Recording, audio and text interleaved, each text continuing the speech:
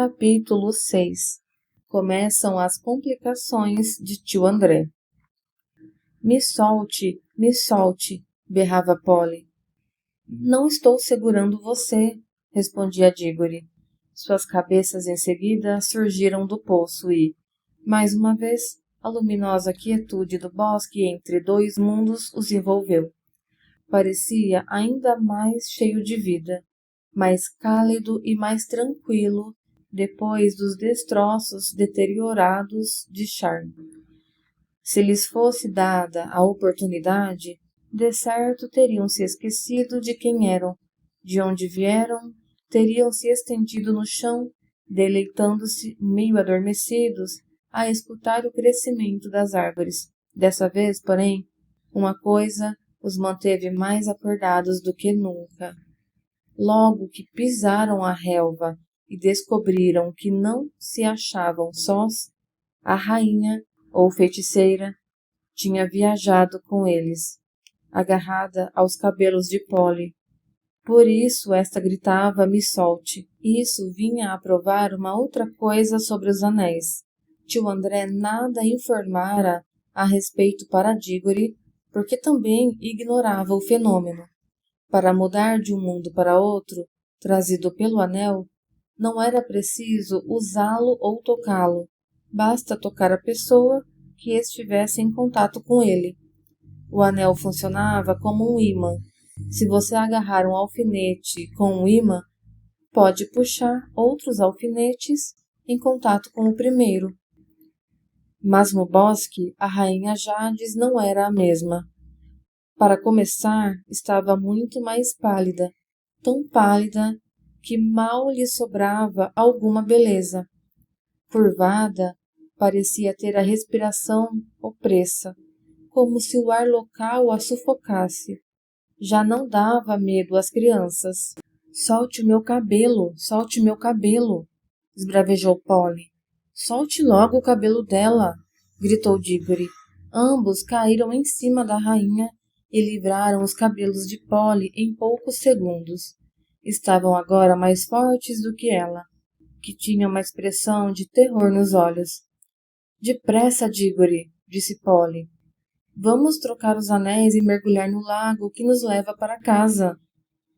Socorro, socorro, tenham pena de mim, suplicou a feiticeira, com uma voz fraca, enquanto cambaleava, ofegante, na direção deles. Levem-me também. Se me deixarem aqui, será uma crueldade, um crime de morte. Trata-se de uma razão de estado, falou Polly com menoscabo. A mesma razão pela qual você assassinou aquela gente toda lá no seu mundo. Depressa, Diggory. Colocaram os anéis verdes, mas Diggory disse, que maçada, o que vamos fazer? Mesmo sem querer, sentia uma certa pena da rainha. Não banque o idiota, disse Polly. Aposto 10 contra 1 que ela está fingindo. Venha logo. Os dois pularam no lago. Polly ainda pensou. Que ideia genial ter marcado o lugar. Mal tinha saltado, Diggory sentiu que 2 grandes e gélidos dedos haviam pinçado sua orelha. À medida que afundavam e as confusas formas do nosso mundo começavam a surgir, a garra dos dedos apertava mais. Pelo jeito, a feiticeira estava recuperando as forças. Deu tapas e chutes, mas não adiantou nada. Já se achavam no estúdio de tio André, que lá estava, olhando boquiaberto a estranha criatura que Diggory trouxera de além-mundo, e era mesmo de abrir a boca. A feiticeira vencera a languidez do bosque entre dois mundos. No nosso mundo, com as coisas de sempre ao redor, a rainha era impressionante. Em Sharn já parecera alarmante. Em Londres era de meter medo. Só agora faziam uma ideia exata do tamanho da mulher. Nem chega a ser humana, pensou Diggory, olhando para ela.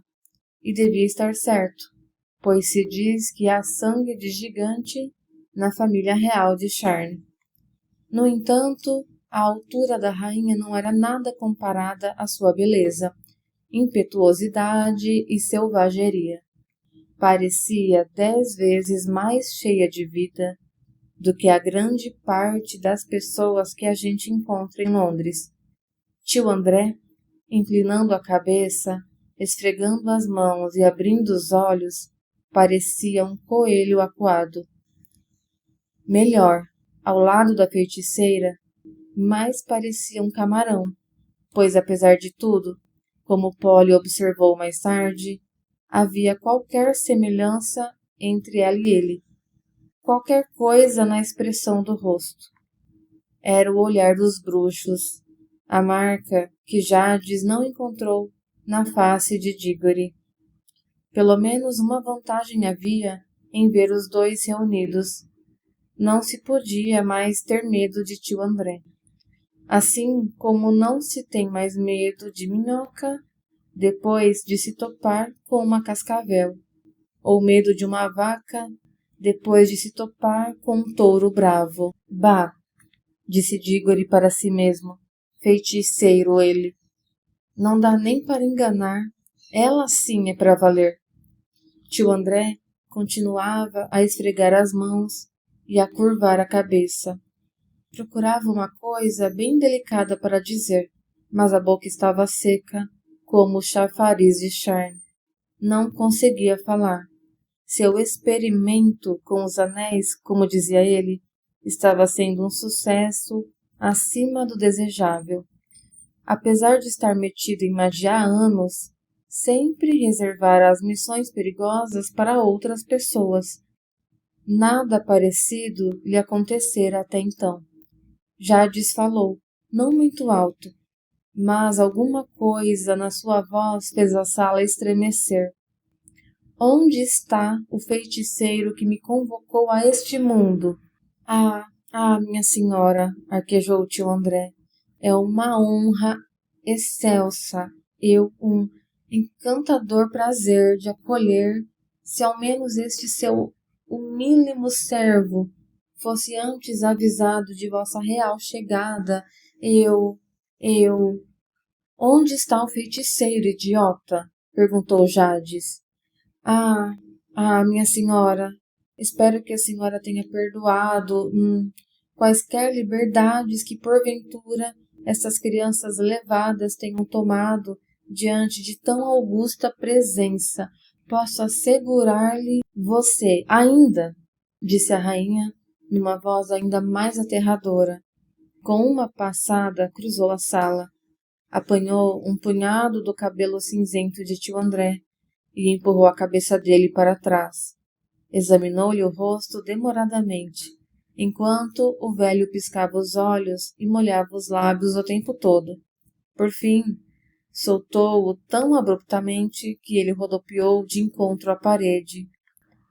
Sei que tipo de feiticeiro é você, disse a rainha com desprezo. Fique firme, animal, e pare de rebolar como se estivesse falando com gente da sua laia. Como aprendeu magia? Sangue real, posso jurar que você não tem. Bem, realmente, real, no estrito senso da palavra, não tenho. Voltou a gaguejar tio André. Não precisamente real, senhora. Os Kitterly, contudo, pertencem a uma velha família, a uma tradicional família. Basta, disse a feiticeira. Já sei o que você é. Não passa de um feiticeiro de meia tigela, que só opera por meio de livros e fórmulas. Não há um pingo de magia verdadeira em seu sangue. Gente de seu tipo foi varrida do meu mundo há mais de 1000 anos. Aqui, entretanto, concedo que você seja o meu servo. Será uma honra, uma grande ventura, senhora, poder prestar-lhe qualquer serviço, de deleite que já chega. Você fala demais. Preste atenção em sua primeira tarefa. Estamos numa grande cidade, estou vendo. Vá buscar-me uma carruagem triunfal, ou um tapete voador, ou um dragão em boa forma, ou qualquer coisa habitualmente usada pelos nobres de sua terra. Leve-me depois a lugares onde eu possa obter vestidos e joias e escravos dignos da minha alta posição. Amanhã começarei a conquistar o mundo. Eu vou correndo buscar um cabriolé, disse o ofegante tio André. Espere, disse a feiticeira, que a sombra da traição nem passe pela sua cabeça. Meus olhos enxergam através das paredes e dentro do espírito dos homens, e estarão dentro de você em todos os lugares. Ao primeiro sinal de desobediência, rogo-lhe esta praga.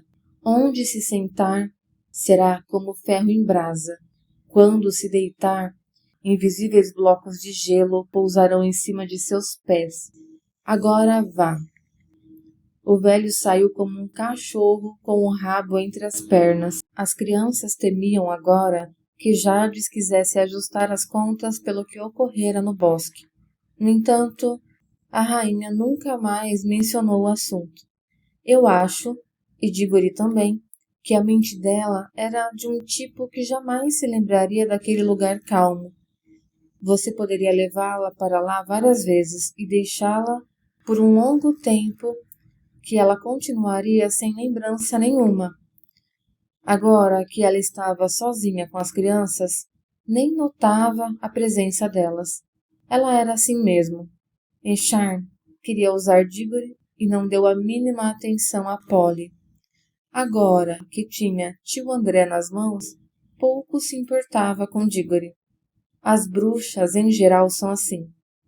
Não estão jamais interessadas nas coisas ou nas pessoas, mas na utilidade eventual destas. São de um espírito prático implacável.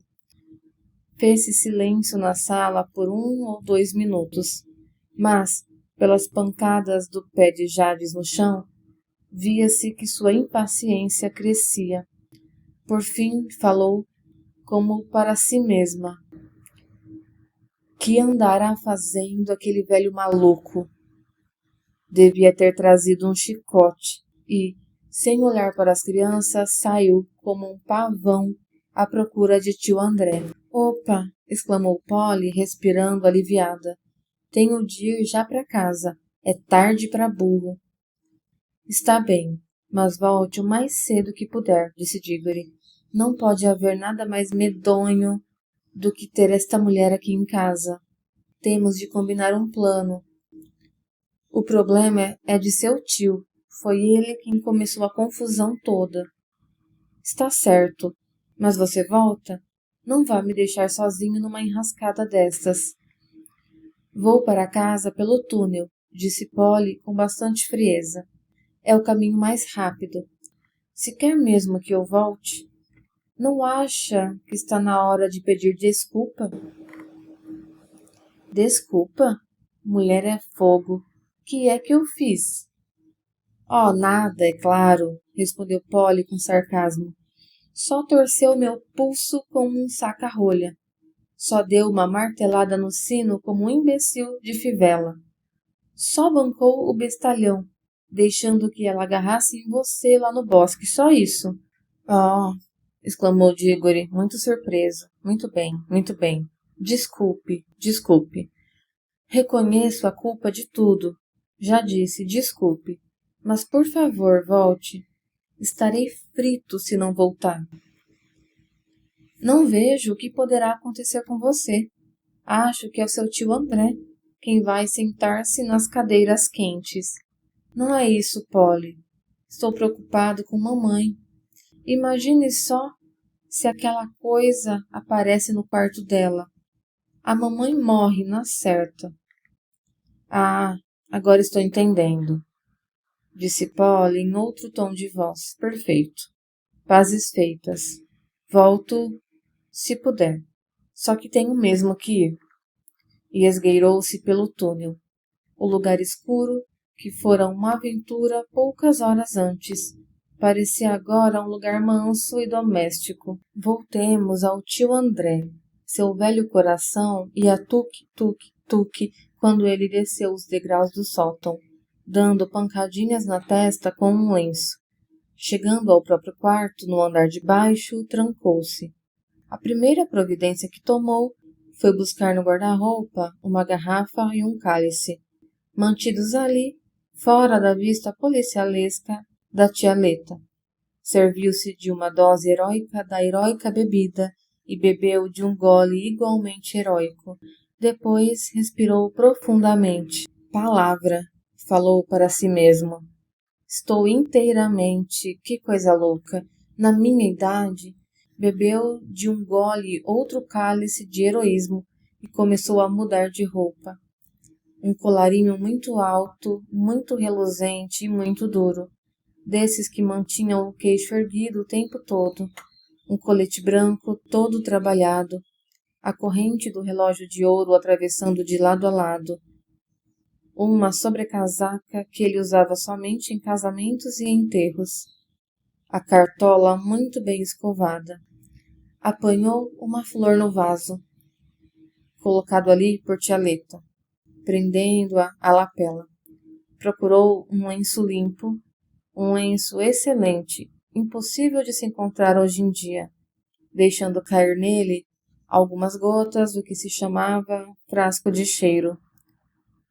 Aterrachou o monóculo de fita preta diante do olho e foi olhar-se no espelho. As crianças são bobas de um jeito, os adultos de outro. Naquele momento, tio André estava começando a ficar bobo ao jeito dos adultos. Como a feiticeira não estivesse com ele na mesma sala, já se esquecera do quanto ficara aterrorizado, passando a pensar no quanto ela era deslumbrantemente bonita. Ficou repetindo para si mesmo: que mulher, que criatura impressionante. Também tratara de esquecer que foram as crianças que trouxeram a criatura impressionante.